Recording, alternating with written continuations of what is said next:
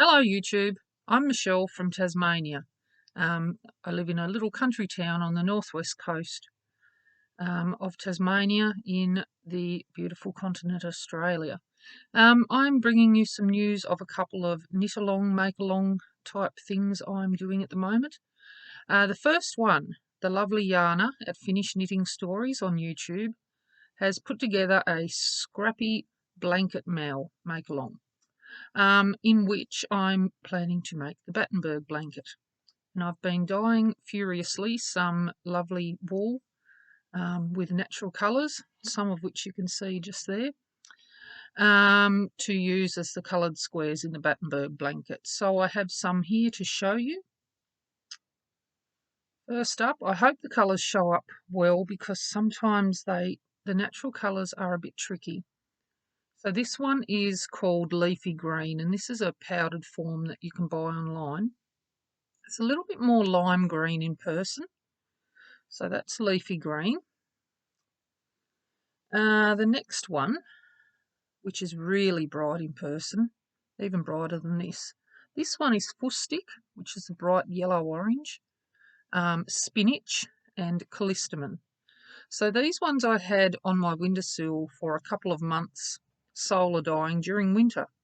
I'm amazed at how brightly that one came out. I think it's my favourite. Maybe second favourite.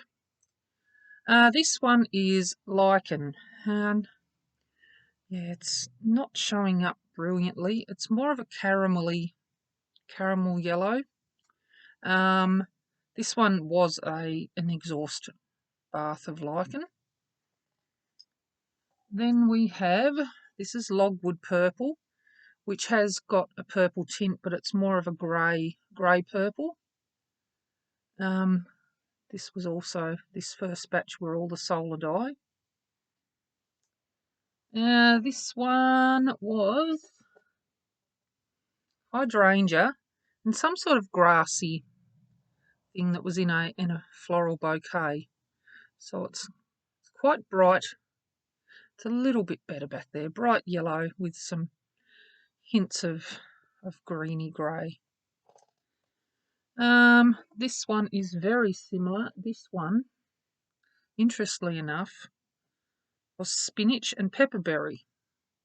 Now pepperberry is quite a purpley blue coloured berry.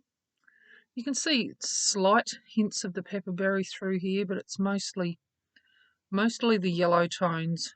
It's quite strong through there. So that's that one. This one is my favourite. So I had a scarlet coloured dahlia at the bottom of the jar, and it's given me this beautiful corally pink, which, yes, again, is a lot brighter in real life. I also had some of the grassy bouquet pieces and some eucalyptus, which has given this beautiful yellow and green, like sort of a sage green tone. It's absolutely beautiful. The next one is hydrangea, pepperberry, and avocado, and you can see more of a blue tone in this one. For some reason, this one came out a lot darker than the other one. I can't really see any avocado in it. Hydrangea. I'd say the hydrangea is the yellowy tones. There's that one. Sorry, I'm dropping them there. There's so many. And the last one is rose, dahlia, and avocado. And this one's sort of a lovely yellow tone. You can see some darker patches where certain plant material was sitting. And so I put these up on the windowsill late June, and I got them down a few days ago. So those are the solar dyed batch. I'm going to grab the logwood and the grass, the leafy green, to show you the difference with an exhaust bath that was also heated. What did I do? I lost words. I steamed them in the jars in a pot, These are all steamed, these ones. And this is the logwood purple with heat in the exhaust bath. It's much more purple. There's none of that grey colour. There's patches of almost really, really pale purple. So I was quite surprised at how differently they came out and how much potency that dye still had. So that's that one. And then I think this one here was the grass, the leafy green, and that came out a completely different shade. It has sort of a blue tint, but that was heated, that was solar dyed. So it's quite interesting. Then I have a few more here. A couple of them aren't very exciting. This one was a eucalyptus bath, simmered, steamed, yeah. And a couple of these don't really have anything too fascinating about them. Mostly pale green, greys, and pale yellow and white. But they'll still make nice squares. So that's those. Now I can't wait to start getting those together. I was planning to just make a scrappy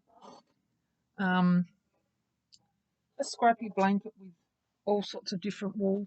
And then I thought, no, if I'm going to the effort of doing this, I'm going to use something the same type right through. So this is just, it's fairly cheap, 4 Seasons wool from Spotlight. It's a little craft shop here in Australia. I'm not sure if it's anywhere else.